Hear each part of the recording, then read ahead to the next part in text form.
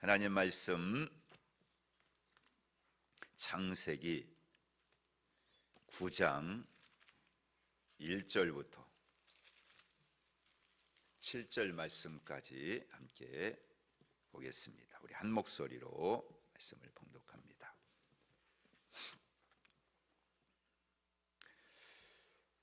시작. 하나님이 노아와 그 아들들에게 복을 주시며 그들에게 이르시되 생육하고 번성하여 땅에 충만하라. 땅의 모든 짐승과 공중의 모든 새와 땅에 기는 모든 것과 바다의 모든 물고기가 너희를 두려워하며 너희를 무서워하리니 이것들은 너희의 손에 붙였음이니라. 모든 산 동물은 너희의 먹을 것이 될지라. 채소같이 내가 이것을 다 너희에게 주노라. 그러나 고기를 그 생명되는 핏째 먹지 말 것이니라. 내가 반드시 너희의 피 곧 너희의 생명의 피를 찾으리니 짐승이면 그 짐승에게서 사람이나 사람의 형제면 그에게서 그의 생명을 찾으리라. 다른 사람의 피를 흘리면 그 사람의 피도 흘릴 것이니 이는 하나님이 자기 형상대로 사람을 지으셨음이니라. 너희는 생육하고 번성하며 땅에 가득하여 그 중에서 번성하라 하셨더라. 아멘. 할렐루야. 아멘. 너희는 생육하고 번성하며 땅에 가득하여 그 중에서 번성하라 하셨더라. 아멘. 하나님이 창세기 1장 26절 28절 주셨던 말씀이 하나님이 물로 심판을 다 하시고 그래서 모든 것들이 생육이 있는 것들은 생물이 있는 것들은 생명이 있는 것들은 다 여러분들 죽고 오직 노아와 방주 안에 들어와 있던 짐승들만 다 그렇게 이제 생존하게 되었는데, 그런데 하나님께서 다시 이 언약의 말씀을 주세요. 생육하고 번성하고 충만하고 정복하고 다스려라. 아멘. 하나님의 마음은 이거예요. 하나님은 이 땅에 지금도 마찬가지로 주님 오실 때 계속해서 하나님의 생명 가진 자들이 이 땅을 통치하고 다스리기를 원하시는 걸 믿으시기를 축복합니다. 여러분 안에도 지금 하나님의 생명이 들어와요. 하나님의 씨가 있으니까 이 시간 찾아서 왔잖아요. 하나님 앞에. 하나님 씨 없으면, 하나님 생명 없으면 하나님 예배 못해요. 하나님께 나올 수 없어요. 하나님의 씨가 있으니까 여러분들이 하나님 아버지 앞에 온 거예요. 우리가 예배 드려요. 하나님께 능력 받아요. 권능 얻어요. 그럼 뭐 해야 돼요? 이 땅에 나가서 하나님의 생명을 퍼뜨리고 그 생명으로 이 땅을 다스리게 해야 되는 거예요. 코로나가 있어도 코로나가 우리를 지배하는 게 아니라 하나님의 생명 가진 우리가 코로나를 정복하고 다스릴 수 있는 권세를 우리가 누려야 된다, 그 말이에요. 비록 코로나가 계속 창궐해요. 코로나가 계속 존재하고 있어요. 그래도 저 코로나는 하나님이 우리에게 주신 생명의 권능 아래 있다, 이 믿음을 가지고 우리가 선포하셔야 돼요. 여러분 당당하게 사셔야 돼요.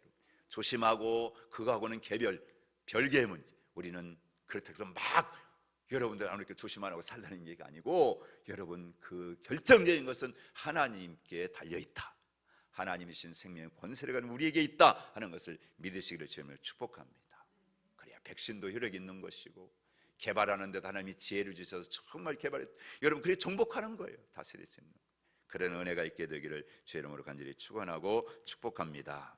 자, 오늘 홍수 이후 세상이 어떻게 돼요? 새로운 세계, 그 새로운 세계에 대한 하나님의 언약을 주시는 8장 9장을 오늘 같이 말씀을 나누겠습니다. 71쪽입니다. 여러분 드린 교재 71쪽. 그래서 8장은 새로운 세계를 다시 시작하시는 하나님의 말씀을 우리가 같이 봐요.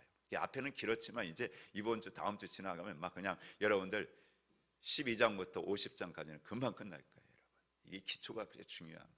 그게 따라서 질서를 따라 살아가는 네 사람의 그런 소개만, 여러분들 그들이 어떻게 살았는지 그것만 우리가 살펴보면 창세기는 끝나는 거예요.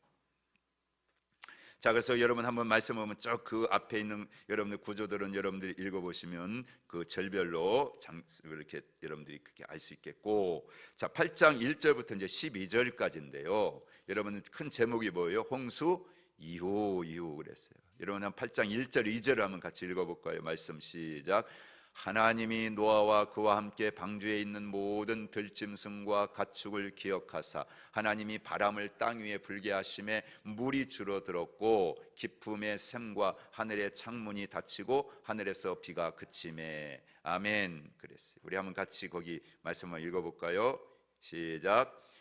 여기 기억하사는 말은 평상시 잊고 있다가 갑자기 생각하는 것이 아니라 항상 마음속 깊이 새기고 있는 상태를 의미한다. 여러분, 하나님께서는요, 홍수를 다 했다고 해서 잊어버리는 게 아니에요. 저 막 그러다가 아유 참 그렇지 하고 이렇게 생각하는 게 아니라 끊임없이 저 마음속 깊은 곳에 계속 두고 있었다. 여러분, 자녀를 볼 때만 생각나요? 네? 안 보여도 다 결혼해 나가도 어디 있든지 마음속에 항상 자식들 잘 되기를 기도하고 바라고, 여러분이 그러지 않습니까? 선하잖아요. 선하잖아요. 눈에 그냥 선하죠. 다 보이잖아요. 제 인간극장 보니까 내가 할머니 생각나더라고. 아주 이쁜 아가씨가 그냥 그 할머니를, 그래서 아버지도 반대하는데 요양원에서 데려다가 그 직장 생활하면서 할머니를 집에서 모시겠다. 요즘 그 인간극장에 나와요. 참 귀한 마음을 가진 딸이다. 어머니가 이제 돌아가셔가지고 할머니가 68세 때부터 지금 87세인데 20년의 손자, 손녀를 그렇게 지극정성 기른 거예요. 그러니까 이 손녀딸도 그 할머니가 전부야. 할머니 마음. 요즘 누가 그렇게 합니까? 다 요양원에 맡겨버리지. 그런데 그 할머니를 그냥 자기가 직접, 그래서 그 할머니를 6개월 만에 다시 모셔가지고 집에서 자기가 모시고 직장생활 하면서 남동생과 같이 이렇게 하고 막 그러더라고요. 마음속에 항상 할머니는 손녀가, 이 손녀딸은 할머니가 마음속에 계속 있는 거예요. 눈에 보일 때만 우리 그게 생각나는 게 아니라 그냥 마음속에 계속 기억하고 있는. 우리 하나님이 우리를 향해서 그런 마음을 가지고 계십니다. 하나님은 날마다 여러분 한 사람 한 사람의 그 이름을 가슴에 새겨놓고요, 손바닥에 새겨놓고요, 육신의 부모는 잊어버릴지라도 하늘의 영의 아버지는 잊지 아니하시고 언제나 여러분들 우리가 잘 되기를, 우리가 하나님의 은혜의 축복 안에 거하기를 하나님은요 그렇게 바라시고 원하신다는 거예요. 할렐루야. 그 마음. 어떻게 보면 담임 목사님도 여러분들 모르지만 저희도 마찬가지지만 여러분들을 어디 가나 항상 마음속에 그런 마음. 목양자는 그래요. 목양자. 여러분들이 오해해서 그렇지.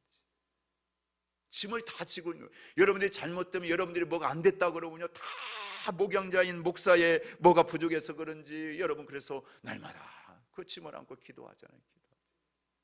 우리 아버지 하나님 마음이 그게 오는 거예요. 그게 지도자로, 영적인 권위자로 세우는 거예요. 그래서 여러분 그런 마음.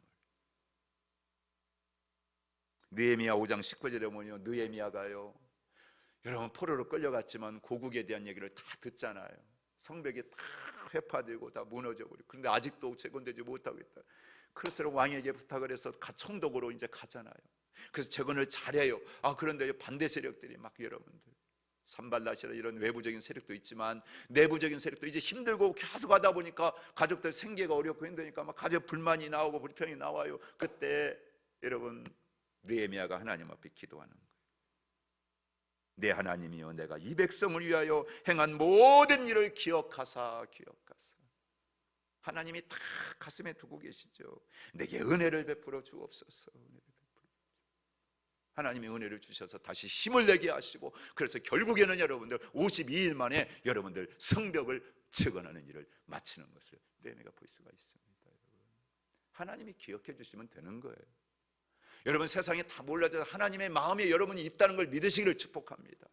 하나님은 절대 잊지 않습니다. 우리가 어떤 어려운 지경에 어떤 깜깜한 가운데 있을지라도 하나님은요 우리를 보고 계시다는 거, 그것만 잊지 마세요. 그것만 잊지.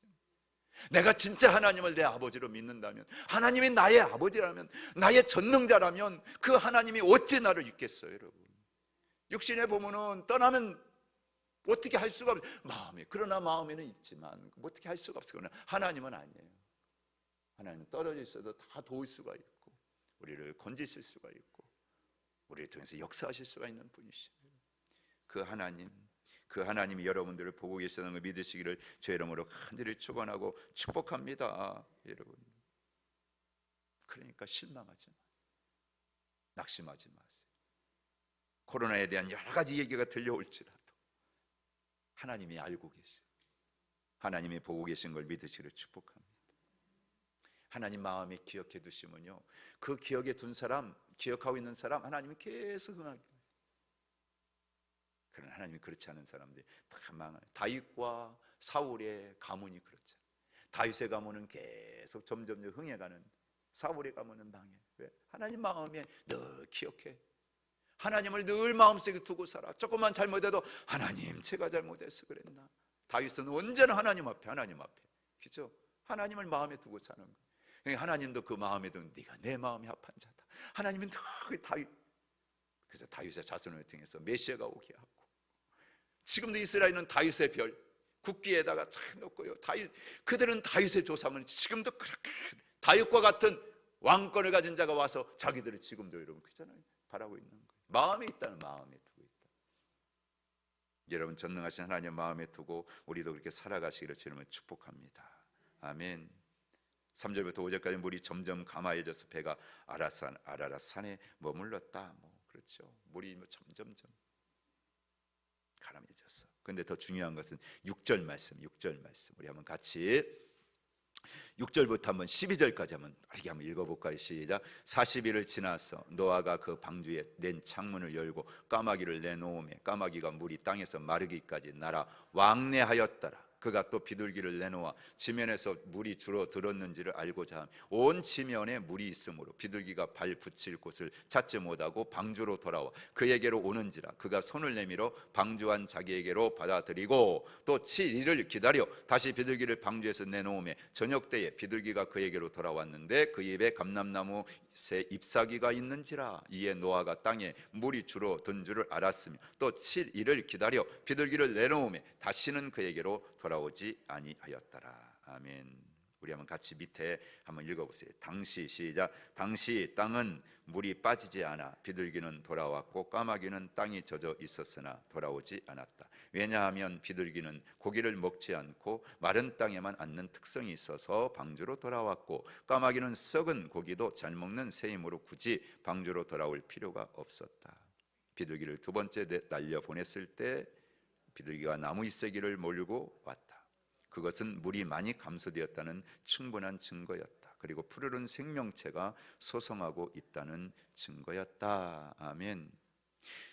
하나님은 이 홍수의 그 사건 속에서 까마귀와 이 비둘기를 통해서 하나님은 놀라운 그런 새로운 세계를 어떻게 열어가시는지 우리에게 잠깐 그렇게 보여주는 그런 말씀을 우리가 보게 됩니다.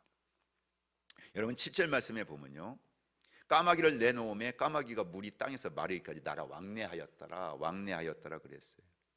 이 왕래하였다라는 말은요, 앞으로 나아갔다, 되돌아 왔다 하는 그런 뜻이에요. 여러분, 그러니까 방주 안으로 되돌아왔다는 말이 아니에요. 그냥 방주 주변을 그렇게 배회하면서 맴돌다가 여러분, 그리고 자기가 앉을 곳을 찾아서 그냥 날아버렸다 그런 뜻이에요. 만일에요 까마귀가 딱 돌아보고 없으면 돌아왔더라면 다시 노아가 재차 까마귀를 내보냈다라 그랬을까요? 근데 그 말이 없어요. 누구를 보냈어요? 비둘기를 내려보냈어요. 왜 안 돌아온 거예요? 그러니까 그냥 그 주변을 갖다가 배회하고 돌아다니다가 앉을 곳이 이제 생길 그때서 그냥 찾아서 간 거죠.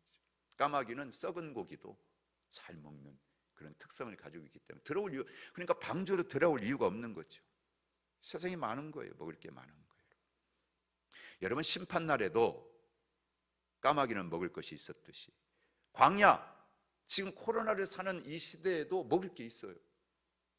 코로나 나고 있다고 하면 백신도 맞을 수 있고, 백신 맞으면 그러니까 안 돌아가. 하나님께 철저하게 하나님께 엎드리고 돌아가야 되는데, 제가 봤을 때는 저도 그렇고 이 시대가, 이 교회가 정말로 하나님 앞에 이 코로나가 뭘까? 왜 이렇게 오랫동안, 어떻게 보면은 진짜 노아가 방주를 짓는 기간만큼 될지도 몰라. 여기서 다 갈라질지 몰라. 어떤 사람은 진짜 까마귀 형식, 그런 여러분 신앙의 스타일을 가지고 여러분들 신앙생활 할 자도 있을 것이고, 비둘기 같은 그런 스타일로 신앙생활 할 자도 있을 거예요.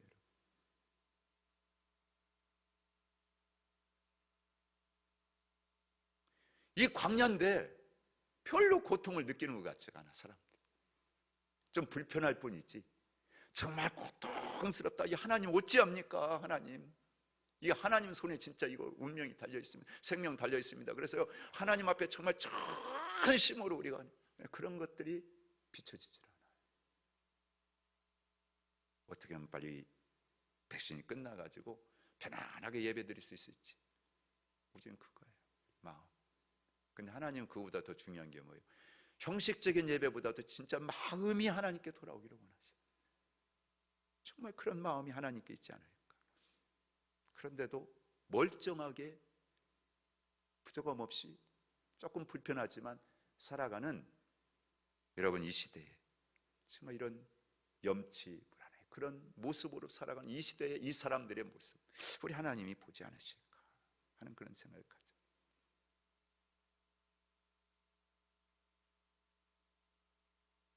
까마귀와 이 비둘기를 한번 잘 여러분들 비교해서 보세요.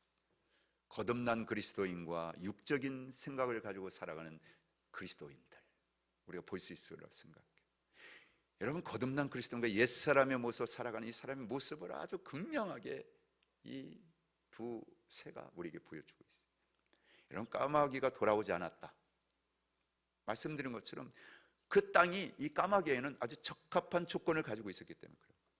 아직도 교회를 다니지만 예수 믿는다고 하지만 육적인 마음을 가지고 있는 사람은요, 그리스도 말고도 얻을 게 많아. 그러니까 아무에서나 그냥 어디 가서나 그냥 여러분들 양식을 찾고 안식을 찾고, 그러니까 그게 부정하든 불결하든 상관없어. 그냥 여러분들 가졌어요.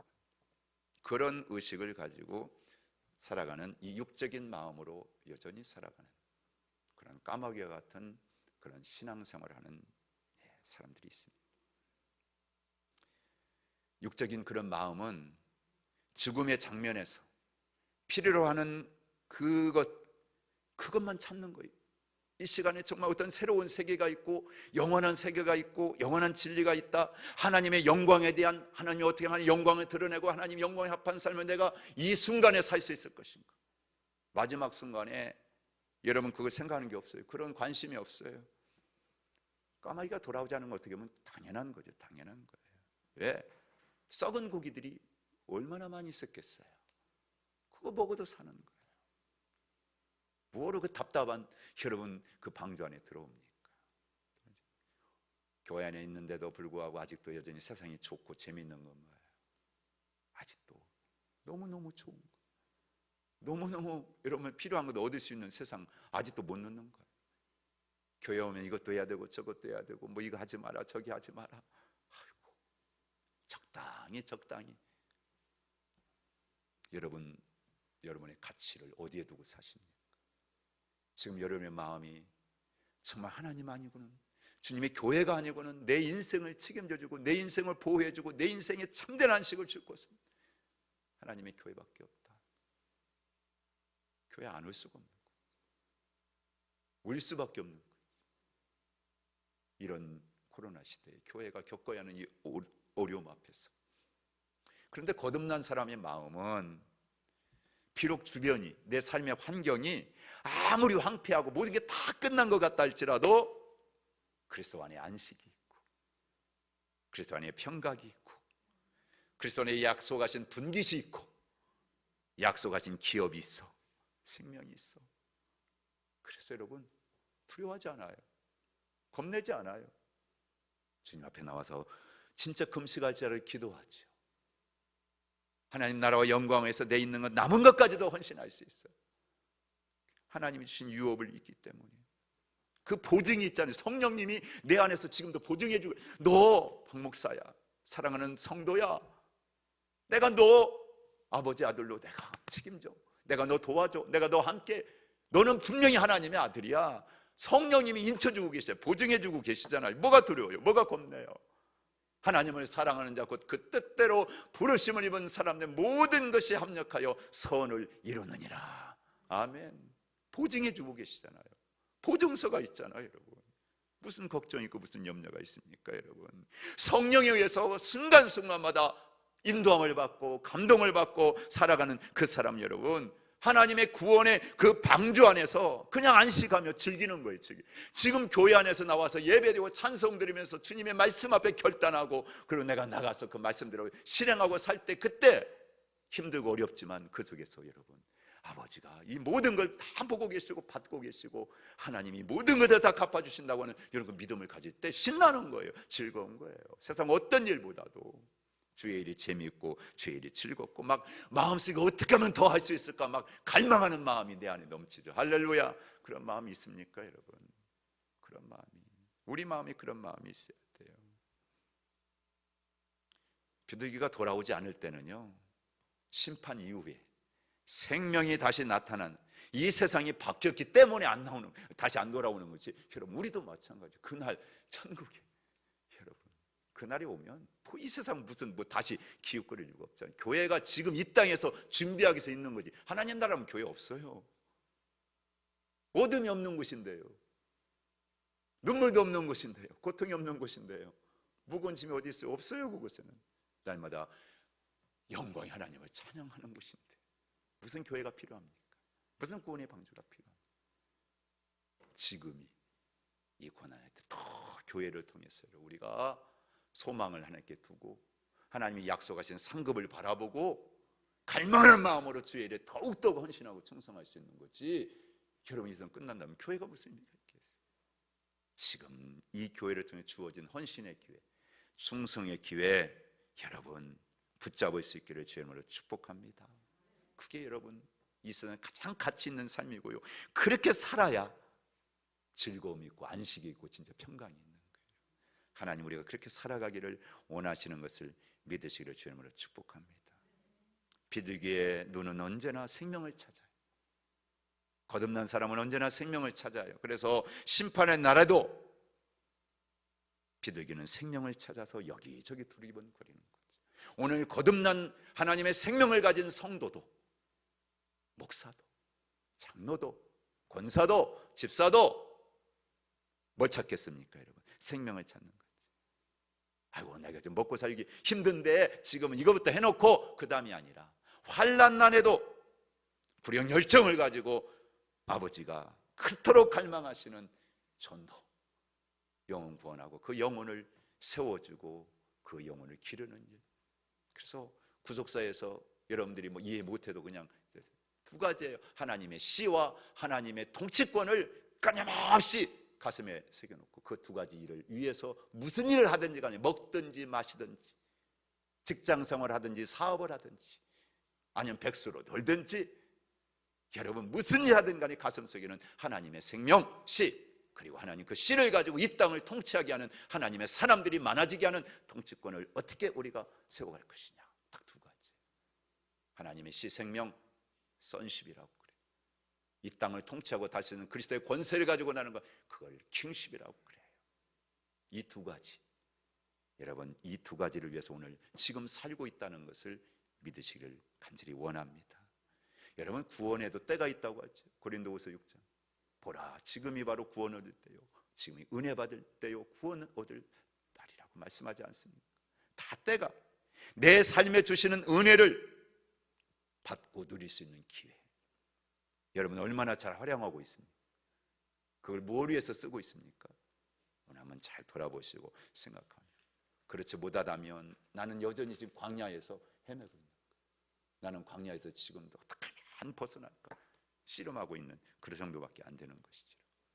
여러분, 진정한 하나님의 은혜 가운데 참된 가치를 가지고 하나님이 그토록 갈망하시는 영혼 구원, 그들과 함께 이 교회를 통해서 이 땅을 통치하시는 그런 믿음의 꿈을 꾸시기를 주의 이름으로 간절히 축원하고 축복합니다. 넘겨서 보세요.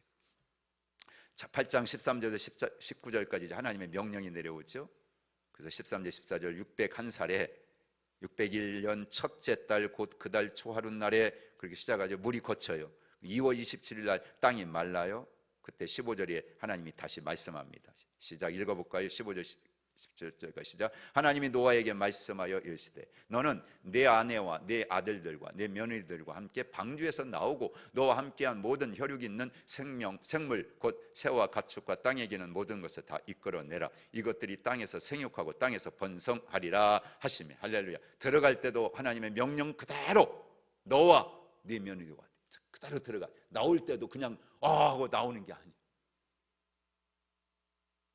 급할 때만 하나님이 아니란 말이에요. 언제나 하나님, 시작도 끝도. 나올 때도 철저하게 하나님의 말씀대로만 행했다 하는 거죠. 아멘. 우리도 우리 인생을 살 때 언제나 하나님의 말씀대로만 살아갈 수 있는 은혜를 구하시고요, 그런 믿음을 갖게 되기를 원하고요, 성령님 함께하셔서 내 마음대로 행동하지 않고 하나님 말씀대로 행동하고 살 수 있도록 도와주세요.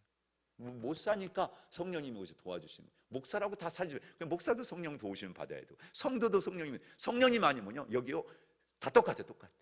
여러분, 직분은요 성령님이 아니 역사하냐면요 똑같아. 성령님이 역사하실 때, 성령님을 의지할 때, 여러분 정말 능력이 다른 거예요. 그리고 나서 20절부터 이제 22절에 중요한 또 말씀 하나 우리가 보죠. 같이 한번 읽어봅니다. 시작. 노아가 여호와께 제단을 뭘 쌓았다고요? 방주에서 나와가지고 가장 먼저 한 일이 뭐예요? 제단을 쌓았다. 번제를 드리기 위해서 제단을 준비하고 쌓았다는 거예요. 여러분, 노아는 구원을 받은 것이 누구의 은혜다? 하나님의 은혜다. 하나님의 은혜라는 것을 여러분들 지금 잊지 않는 거예요. 그러니까 먼저 뭐예요? 하나님께 감사. 여러분 지금도 항상 잊지 말게요. 하루 아침에 눈 딱 뜨고 여러분들 생명이 내가 호흡 안에 하나님의 은혜야 감사합니다 하고 찬양하고요. 저절로 찬양이 나오는. 그래서 믿음 가지고 새벽 제단을 쌓고, 못하면 집에서도 새벽 제단을 쌓고, 먼저 제단을 쌓는 거. 그래서 하나님 오늘 하루도 하나님, 제 하나님 은혜 베푸셔 살아요. 하나님 자비 베풀어 주세요. 하나님 오늘 하루도 살아갈 힘을 주세요. 오늘도 공급해 주세요. 하나님의 도우심을 구하는 거예요. 하나님 내가 원하는 거 이게 아니라, 하나님 오늘도 하나님의 은혜로 삽니다. 은혜 베풀어 주세요 하고 새벽마다 하나님 앞에 그렇게 제단을 쌓는 은혜, 그런 복이 우리 하나님께 모든 믿음의 권속들이 있기를 축원합니다. 번제의 제사라는 것은 여러분, 성경이 그래요. 피 흘림이 있는 제사를 통해서 더럽고 추악한 죄인인 부정한 인간이 하나님께 나갈 수 있잖아요. 그분과 교제할 수 있잖아요. 그렇죠? 제사가 제사 역시 다른 거 아니에요. 은혜야. 그냥 한 부분이에요. 한 부분. 내가 하나님께 나가 예배할 수 있는 그 자체가 뭐냐? 은혜예요. 은혜.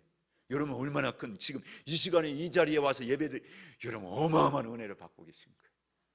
할렐루야. 감사하시기를 축복합니다. 전적으로 우리가 하나님께 헌신하지 못했다는 걸 고백하면서 다시 한번 결단하는 제사가 뭐냐? 그게 번제거든요. 번제. 그러니까 노아는 당시의 백성들이 어떻게 하나님의 은혜를 받아들이지 않고 망해갔는가 눈으로 다 봤잖아요. 자기 눈으로 똑똑히 다 봤잖아요. 그러니까 번제의 제사를 통해서 그 하나님 마음을 만져드리는 거예요. 하나님의 탄식하시면서 했던 그 마음을 만져드리면서, 하나님 나는 하나님 앞에 이제 새롭게 되기를 원합니다. 그런 마음으로 번제를 드렸다는 거예요. 따라서 하나님의 관심은 어제나 오늘이나 영원토록 예배에 있습니다. 아멘. 우리가 먼저 형식적인 예배가 아니라 진짜 하나님께 날마다 새로워지기를 원하는 그 마음, 하나님의 마음이 거기에 있는 걸 믿으시기, 하나님이 존중히 여기는 것을 존중히 여길 수 있기를 축복합니다. 사무엘상에도 그러잖아요. 사무엘이 나를 존중히 여기는 자가 나의 존중히 여김을 받을 것이다. 아멘. 멀리 떨어져 있지만 하면 서로 고백하고 결단. 하나님이 존중히 여기는 것을 우리도 존중히 여기고 삽시다. 아멘. 그게 뭐라고요? 예배다. 예배. 아멘. 예배를 우리가 그렇게 드려야 돼요. 여러분, 그런데 오늘날 우리는 어떻습니까? 동일한 고백을 하면서도 아직도 연약한 여러분들 그리스도 가운데서 아직도 살아가는 우리 그리스도인들, 이 고백들을 못해요. 여러분 오늘 말씀해 보면요, 여러분들 놀라운 것은 다시 아마 8장으로 돌아가서 보면요, 여러분 이 노아가 번제를 드리는데 처음에 들어갈 때 정결한 짐승 몇 쌍씩? 7쌍씩이죠. 지금 세상이 다 끝났어요. 없어요. 다 죽어 없었어요. 하나님이 마땅히 주신 거지만 여러분 남은 게 7밖에 없다니까. 근데 그 중에 7에서 하나를 빼서 드린다? 쉬운 게 아니에요. 마땅히 드리라는 거 맞아요. 그런데 마땅히 드려야 함에도 드리려고 하면 어때요? 아이고 아까워. 여러분 10의 1을 하나님께 드려라. 일주일에 첫 시간을 하나님께 드려라. 마땅히 은혜 받은 우리가 드려야 될 거예요. 그런데도 막상 드리려고 하면 어때요? 떼려고 하면 어떻게 해요? 아이고 아까워. 그런데 기꺼이 노아는 7 중에 하나를 떼어서 하나님께 번제를 드리잖아요. 여러분 우리 생각해 보세요. 나 거듭났어. 나 구원받았어. 하나님이 나 위해서 십자가 죽으셨어. 동일한 은혜 받았다고 고백하면서, 근데 왜 물질 뗄 때? 왜 시간을 구별할 때는 왜 이렇게 여러분들 수전증 걸린 사람은 떱니까? 그 말씀만 설교하려고 하면 선풍기 돌아가듯이 고개들이 다 돌아가요. 왜 그래요? 왜 그래요? 언제까지 내가 아직 연약하니까? 권사님 되셨으면 10년 그렇잖아요, 여러분들. 우리 하나님 앞에 생각해 봐야 돼요, 여러분. 으뜸을 드리는 그 일, 그걸 하나님이 가장 기뻐하신다고. 으뜸 첫 번째. 예배의 정신이 뭐냐면 으뜸을 드리는 거예요. 중간치 밑둥을 잘라서 드리는 게 아니라고요. 첫 것을 드리는 거라. 가장 첫 마음을 드리는 거라. 그게 예배의 정신이에요. 예배는 정신이 중요해요.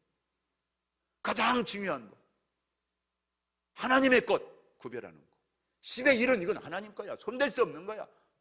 딱 띄어서 드리는 거. 얼마나 하나님이 기뻐하시겠습니까? 네가 으뜸이다. 하나님이 안 높여주셔요. 왜 하나님이 그 사람을 자랑하지 아니하시겠어요? 자랑하시죠.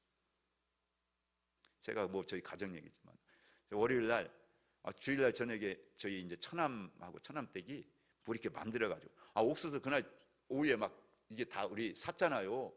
근데 막 30개를 쪄가지고 왔어. 그래가지고 그 쪄야 될 거는 어제 그래서 그냥 사무실에서 그냥 다 삶아 먹었는데, 여러분 그런데 밑에서 그냥 올라오라니까 그냥 자기 여동생 좀 보고 가면 그냥 갔잖아요. 그래서 월요일날 집사람도 그래서 그냥 같이 이렇게 이제 처갓집에. 근데 간증을 듣고 남편이 그렇게 저희 처남을 얘기하는 거예요.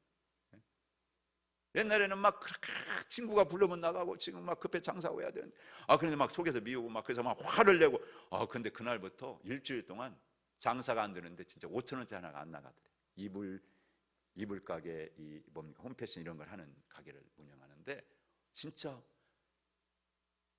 팔이 한 마리도 뭐 그런 말 있잖아요. 안 오는 거예요. 물질을 하나님이 딱 막으시대. 그런데 주일날인가 새벽 기도 가서 기도 하나님께서 네가 문제야, 네가 문제. 그래가지고 다 하나님께 다 맡겼더니 놀랍게 그날부터 하나님이 다시 풀어주시더래요. 어디서 그렇게 손님들을 막 보내주시는지. 고모부 목사님, 내가 알았어요 깨달았어요. 그러면서 고백을 하더래요.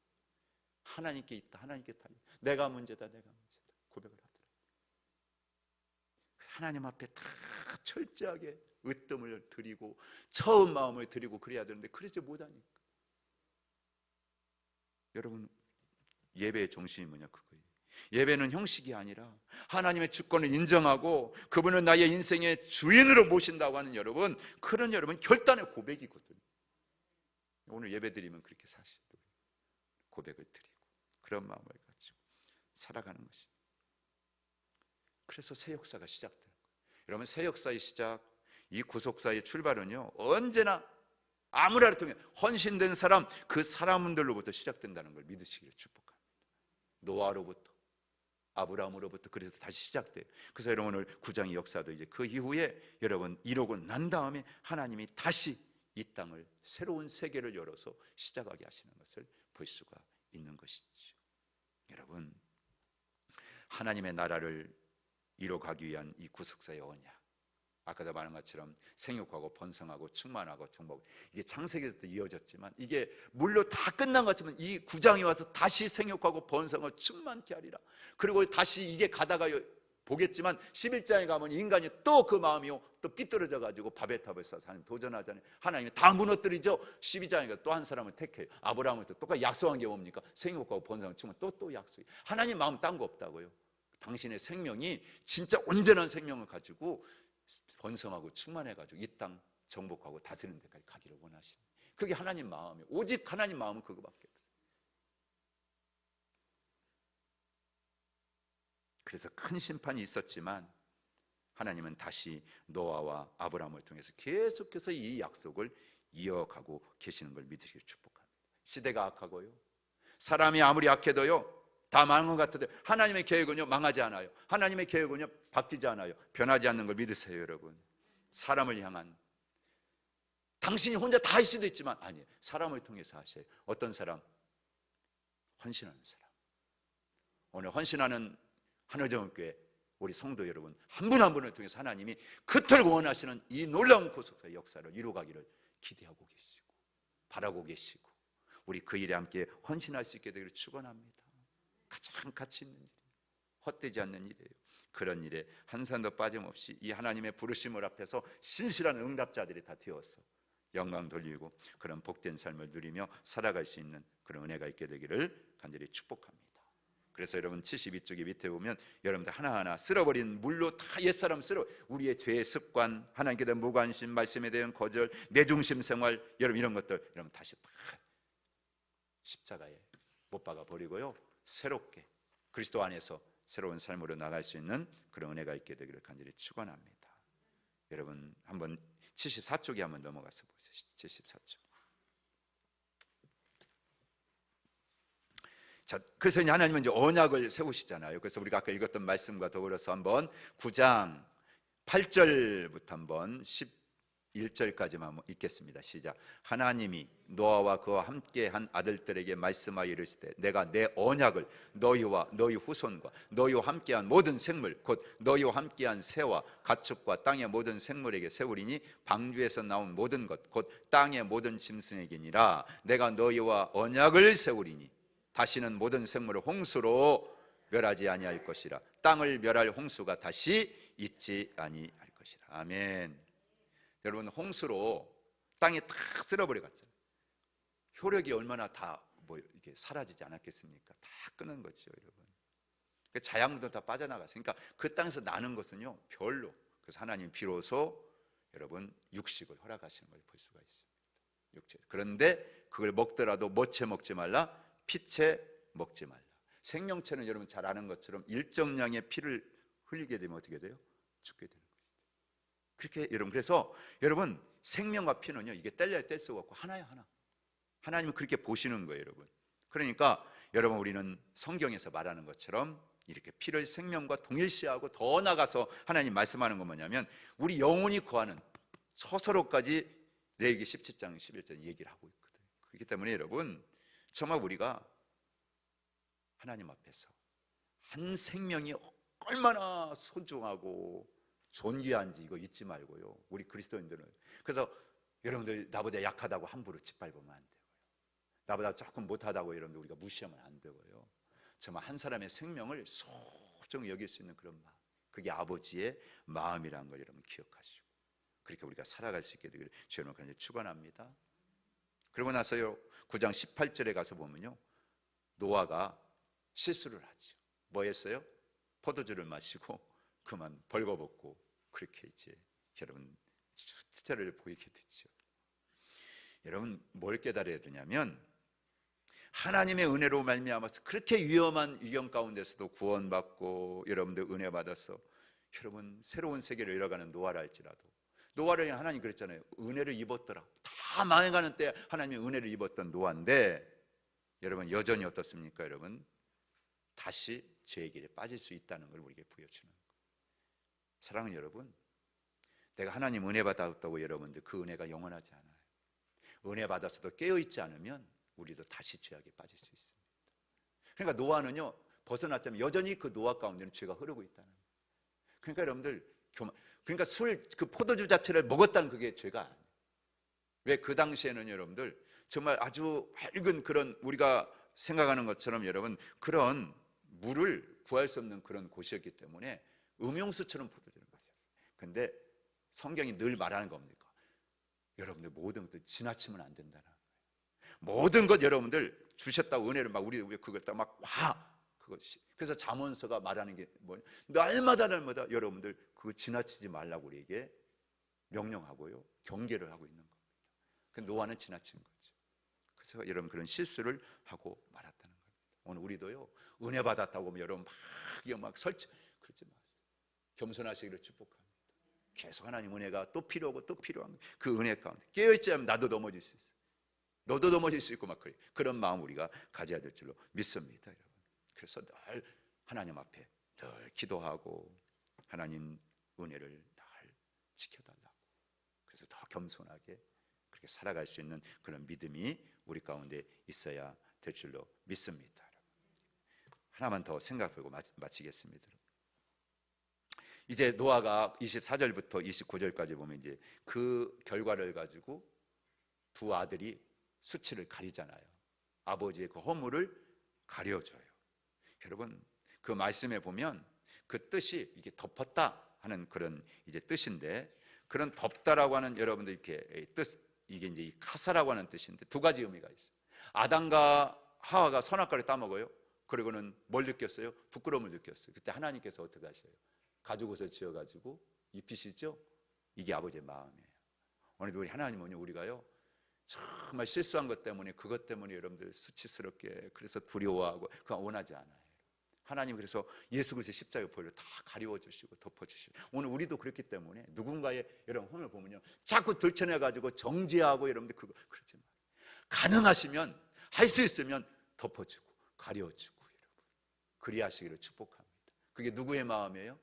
그게 아버지 하나님의 마음이라는 걸 믿으시기를 축복합니다. 또 하나는 여러분들 노아는 이 노아의 이 두 아들은 우리가 이렇게 구원받고 살아남은 것은 누구의 은혜다? 아버지의 은혜야.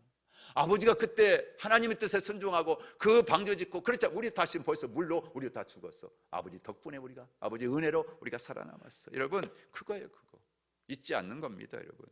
그래서 은혜라고 말 자체 속에는 여러분들 그 속에 덮는다라고 하는 의미가 같이 들어가 있는 거예요. 그래서 사람이 하나님의 은혜를 입는다, 그것은 무슨 뜻입니까? 하나님이 내 모든 허물을 다 가려주시고 다 덮어주셨다, 그런 의미가. 그러니 얼마나 감사해요. 그 하나님 앞에 우리가 함부로 살아요? 그럴 수 없는 거지. 그래서 은혜 앞에 감사하고 하루를 살아도 그 은혜에 보답하게 살아가는 것처럼, 여러분 그래서 이 셈과 야벳이 그런 거예요. 그렇게 살았다. 그러나 그렇지 못했던 함과 그의 자손들을 뭘 받아요? 저주를 받게 되잖아요. 오늘 우리도 마찬가지입니다. 하나님의 은혜 앞에 모든 것은 내 힘으로 내 능력으로 된 것 같지만 아니에요, 여러분. 하나님 은혜로 된 거예요. 그러니까 나 잘났다고 이런 뽐내면서 남 함부로 판단하고 평가하고 비난하고 정죄하지 말고요, 하나님 은혜 앞에 감사하고 더 하나님의 은혜로 우리도 덮어주고 감싸주고 함께 천국까지 같이 데리고 갈 수 있는 그런 믿음의 공동체, 믿음의 성도들 다 되어지기를 주님의 이름으로 간절히 축원하고 축복합니다. 할렐루야. 그런 축복이 이 아침에 말씀을 나누는 우리 모두에게 임하게 되기를 간절히 축원하고 축복합니다. 여러분에게도 새로운 세계가 열렸습니다. 여러분 하나님이 잊지 아니하시고 기억하시는 언약의 말씀을 주셨습니다. 그래서 예수 안에서 이 교회를 통해서 이 복을 누려가는 우리 모두가 되기를 사모하면서 주님 앞에 우리 한번 같이 주여 부르짖고, 우리 1분만 이 시대에 어떻게 내가 살아야, 어디에 가치를 두고 살아야 될지. 세상은 다 망해가는데도 불구하고 우리는 여전히 그것들이 우리 힘이라고, 그것들이 나를 지키는 생각하고 살지는 않습니까? 아닙니다. 하나님 은혜로 살아야 됩니다. 새로운 세계는 그리스도 안에 열려져 있습니다. 믿음 가지고 주님 말씀 따라 순종하고 살겠습니다. 도와주시옵소서. 우리 같이 한번 기도합니다. 주여, 할렐루야. 하나님 아버지 은혜와 사랑 감사합니다. 오늘 창세기